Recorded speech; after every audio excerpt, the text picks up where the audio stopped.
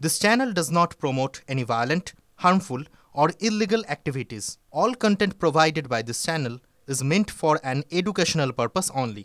Byron বিশ্বাসকে নিয়ে বিস্ফোরক মন্তব্য করা শোকজ সাগরদিঘির ব্লক তৃণমূল সভাপতিকে শোকজ তৃণমূলের 3 দিনের মধ্যে জবাব দেওয়ার নির্দেশ নূরে মেহবুব আলমকে। শোকজ নোটিশ জঙ্গিপুর সাংগঠনিক জেলা সভাপতি খলিলুর রহমানের। মন্তব্যের ব্যাখ্যা না দিলে কঠোর পদক্ষেপের হুঁশিয়ারি নোটিশে দেওয়া হয়েছে। রবিবার 21শে জুলাইয়ের প্রস্তুতি সভা থেকে বায়রনকে নিশানা করেন সাগরদিঘি ব্লকের তৃণমূলের ব্লক সভাপতি নূরে মেহবুব আলম। তিনি বলেন, মুর্শিদাবাদের সাগরদিঘিকে দ্বিতীয় ভাঙড় বানানোর চেষ্টা করেছেন বিধায়ক বায়রন বিশ্বাস।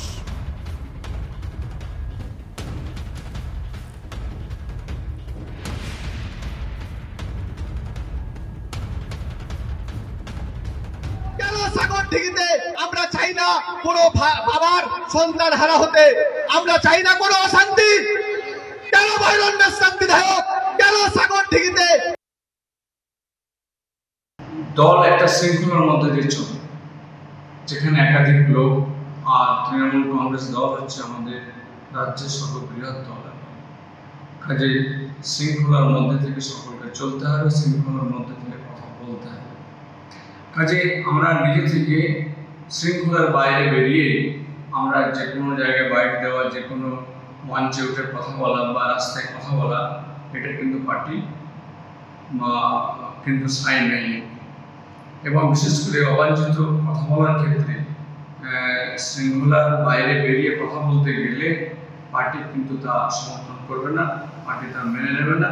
দরকার হলে পার্টি এই ব্যাপারে রাজ্য কাছ থেকে অনুমতি নিয়ে তা সুকাজের জায়গায় যেতে পারে বা কঠোর ব্যবস্থা নেওয়ার জন্য এগিয়ে যাবে। আপনাদেরকে আরো একবার শোনাবো বায়রন বিশ্বাসকে নিশানা করে গতকাল ঠিক কি বলেছিলেন টিএমসির ব্লক সভাপতি। আমি জানি না কতদিন দলে থাকবো, কেন যেরকম ভাবে এই সাগরদিঘি পরিকল্পনা ভাবে চক্রান্ত ভাবে করছে, দ্বিতীয় ভাঙড় করার চেষ্টা করছে। আমরা চাই না কোনো মায়ের মল ভরে কাটতে, আমরা চাই না কোনো ভাই নষ্ট হতে, আমরা চাই না কোনো বাবার সন্তান হারা হতে, আমরা চাই না কোনো অশান্তি। কেন বায়রন বিশ্বাস বিধায়ক, কেন সাগরদিঘিতে ওইভাবে পরিকল্পনা ভাবে আমাদের কর্মীদেরকে, যারা আসল তৃণমূল, যারা বুথ সভাপতি, যারা তৃণমূলের জন্য ত্যাগ করছে, তৃণমূলের জন্য পরিশ্রম করছে, রাত্রের ঘুম দিনের কষ্ট সব সময় তৃণমূলের জন্য লড়াই করছে, তাদেরকে বিভিন্ন ভাবে প্রত্যাঘাত করার চেষ্টা করছে বিধায়ক বায়রন বিশ্বাস। এদিকে বেহালা শিলপাড়ায় মদের থেকে বচসা, ধাক্কাধাক্কিতে পুকুরে পড়ে মৃত্যু প্রৌঢ়ের। জানা গেছে এলাকার একটি পুকুর পাড়ে বসে মদ্যপান করছিল অমিত ভান্ডারী ও তার 3 বন্ধু। পরিবারের অভিযোগ, মদের আসরে বন্ধুদের সঙ্গে ঝামেলা হয়, সেখানে অন্য বন্ধুরা অমিতকে মারধর করে পুকুরে ফেলে দেয়। মৃতদেহের ঘাড়ে এবং নাকে আঘাতের চিহ্ন রয়েছে বলে দাবি করেছে পরিবার। ঘটনার পর থেকে পলাতক 3 বন্ধু। ঠাকুরপুকুর থানায় এফআইআর করতে গেলে পুলিশ জিডি করে ছেড়ে দেয় বলে অভিযোগ মৃতের পরিবারের। আজ ফের ঠাকুরপুকুর থানায় যাবে অমিত ভান্ডারীর পরিবার।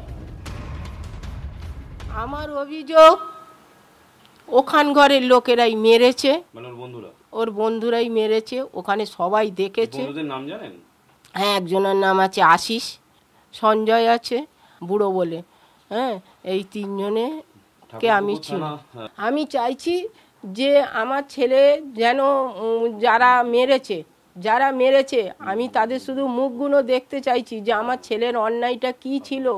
দিনের পর দিন তার থেকে টাকা নিয়ে খেয়েছে, কেন মারা হলো তাকে, আর সে উপযুক্ত শাস্তিটা আমরা পেতে চাই। মদ্যপান করছিল, সেখানে নিজেদের মধ্যে মারপিট হয়, মাথার পিছনে আঘাত করেছে, পুকুরে ধাক্কা দিয়ে ফেলে দেওয়া হয়েছে। বন্ধুরা হাসাহাসি করে বলছে ও কিছুক্ষণে উঠে আসবে। যখন দেখছে উঠছে না, তখন পাড়ার অন্য একজন ব্যক্তি গিয়ে তাকে পুকুর থেকে তোলে। তো তারপরে আমরা গিয়ে দেখতে পাই দাদা মৃত। অ্যাম্বুলেন্স আনবো বলে 3 জন ব্যক্তি পালিয়ে যায়, আর 2 জন ওখানে ছিল। 2 জনের মধ্যে একজন আর পাড়ার আরেকজনকে নিয়ে অটোয় করে হসপিটালে ভর্তি করে। তাদেরকে যথাযথ শাস্তি দেওয়া হোক। এফআইআর করতে গেছিলাম, পুলিশ শুধু জেনারেল ডায়েরি নিয়েছে, আমাদেরকে বলেছে সব কিছু হয়ে গেছে, তোমরা চলে যাও। আরে আমরা তো ঘরে, আর এবার জানলা বন্ধ করে আমরা সবে চা করেছি খাবো, ভাই ওখানটা বসেছিল। এবার ভাই আমাকে গিয়ে বলছে দিদি পুকুরে একজন পড়ে গেছে, এবার আমাকে সঞ্জয় ডাকছে, সঞ্জয় নেমে গেছে, তুলতে পারছে না, আমাকে ডাকছে নামবো। আমি চ চ চ শিগগিরি তোল, আরে মদ খেয়ে বোধহয় নেমেছে, এবার মরে যাবে তো। এবার ভাই আর ওই সঞ্জয় দুজন মিলে তুলেছে, তারপরে এবারে অটো ডেকে হসপিটালে নিয়ে গেছে। যমুনা নদী থেকে উদ্ধার দিল্লি বিশ্ববিদ্যালয়ের ছাত্রী স্নেহার দেহ। 6 দিন নিখোঁজের পর উদ্ধার দেহ। স্নেহার হাতে একটি চিরকুট মিলেছে, যেখানে যমুনা নদীর উপরে সিগনেচার ব্রিজ থেকে লাফ দেওয়ার কথা উল্লেখ ছিল। বিগত কয়েক মাস ধরে মানসিক চাপে ভুগছিলেন স্নেহা, এমনটাই জানিয়েছে তার ঘনিষ্ঠ বন্ধুরা। ফের নিপা আক্রান্তের মৃত্যু কেরালায়। 57 বছর বয়সী এক ব্যক্তির মৃত্যু হয়েছে। গত কয়েকদিনে এই নিয়ে 2 জন নিপা ভাইরাস আক্রান্তের মৃত্যু হয়েছে। মালাপ্পুরাম ও পালাক্কাড় জেলায় বাড়তি সতর্কতা জারি করা হয়েছে প্রশাসনের তরফ থেকে। পালাক্কাড় জেলায় মৃত ব্যক্তির সংস্পর্শে আসা ব্যক্তিদের চিহ্নিত করা হচ্ছে। মোট 46 জন চিহ্নিত হয়েছেন। হাসপাতালগুলোতে বাড়তি সতর্কতা জারি। ফের ভয়াবহ বিমান দুর্ঘটনা। ওড়ার পর মুহূর্তে ভেঙে পড়ল আস্ত একটি বিমান, রানওয়ে গ্রাস করল আগুন। রবিবার রাতে লন্ডনের সাউথ এন্ড বিমানবন্দরে ঘটনাটি ঘটে। ব্যাহত হয়েছে অন্য বিমান পরিষেবাও। চালক সমেত বিমানে যাত্রী সংখ্যা ছিল 11 জন। সব যাত্রীর মৃত্যুর আশঙ্কা। গগন জয় করে ফিরতে চলেছেন শুভাংশু শুক্লা। আজ বিকেল 4:35 নাগাদ স্পেস স্টেশন থেকে রওনা। একই সঙ্গে ফিরছেন অ্যাক্সিওম 4 মিশনের 4 জন মহাকাশচারীও। পৃথিবীর বুকে শুভাংশুদের মহাকাশযান নামবে আগামীকাল। বিকেল 3টে ক্যালিফোর্নিয়ার কাছে স্প্ল্যাশ ডাউন। ক্যালিফোর্নিয়ার কাছে প্রশান্ত মহাসাগরে নামবে ড্রাগন ক্যাপসুল। দম বন্ধ করে ইরানের প্রেসিডেন্টকে হত্যার ছক ছিল ইসরায়েলের। ইসরায়েলি ক্ষেপণাস্ত্র হামলায় আহত হন মাসুদ পেজেশকিয়ান, এমনই দাবি ইরান রেভলিউশনারি গার্ড কোরের। পায়ে সামান্য আঘাত লাগে ইরানের প্রেসিডেন্টের। গত 16 জুন তেহরানে ক্ষেপণাস্ত্র হামলায় আহত হন তিনি।